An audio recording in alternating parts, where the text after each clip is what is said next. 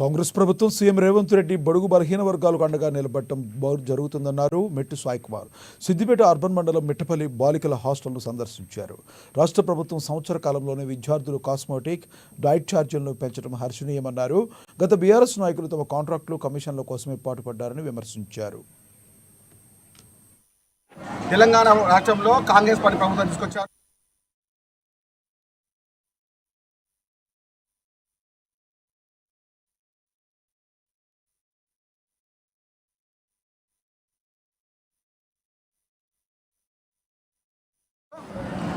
వారి అందరినీ కన్న బిడ్డల్లాగా, కుటుంబ సభ్యుల్లాగా చూసుకునే విధంగా రేవంత్ రెడ్డి గారి యొక్క సారథ్యంలో తెలంగాణ రాష్ట్ర అభివృద్ధి అయ్యే విధంగా, తెలంగాణ రాష్ట్రంలో విద్యార్థులకు అండాదండగా ఉన్నటువంటి పార్టీ ఉందంటే కాంగ్రెస్ పార్టీ ప్రభుత్వం తప్ప ఇంకేది లేదని చెప్పే విధంగా మేము చెప్తున్నాం, గర్వంగా పడుతున్నాం.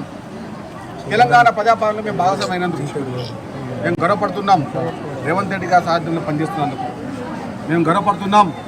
విద్యార్థుల కుటుంబాలందరినీ తెలంగాణ ప్రజాపాలనలో భాగం చేస్తున్నందుకు